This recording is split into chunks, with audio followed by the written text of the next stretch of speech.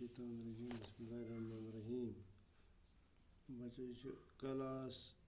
5th subject के Kashmiri topic के पर कंप्यूटर के सवाल यानी मशक कर पर साफ पे पर तो लिखन वापस यी पढ़ो तो लिखो साफ साफ कंप्यूटर CPU स्क्रीन माउस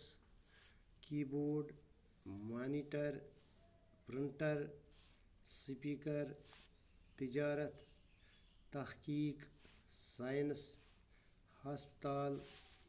वो दोयम सवाल यह लिखन साफ साफ तय पन्ने लफ्जन मज साफ साफ लिखन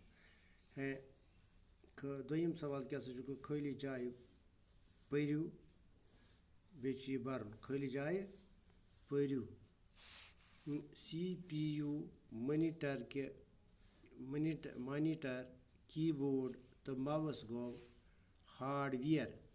ये इंग्लिश पे वो हार्डवेयर WARE हार्डवेयर लेखन नंबर 2 लेखन बनाउन छारुन बेहतर काम गो अत one hard disk HARD hard disk DISE hard disk पत क्या त्रीम माउस डैश डैश सत जोड़ित आसान माउस CPU सत जोड़ित आसान CPU सत जोड़ित आसान नंबर क्या चूरम कीबोर्ड कत सत जोड़ित आसान कीबोर्ड डैश डैश सत जोड़ित आसान कीबोर्ड CPU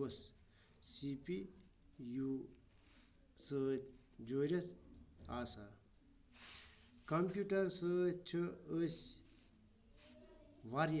यानी वारिया काम कंप्यूटर सत वारिया काम करित हेकान तम काम अगर अत सत लिखो वारिया टाइम लगे मगर कंप्यूटर सत लगे कम टाइम बे कैसा लिखान ये सोच हेको यानी यह मतलब हेको पे कर घंटस तेको दोहच काम कर अत कंप्यूटरस मज घंटस 2 घंटन 3 घंटन वो क्या त्रीम सवाल लफ्ज बनायो मिसाल कर अत लफ्ज बनावन करित पर परित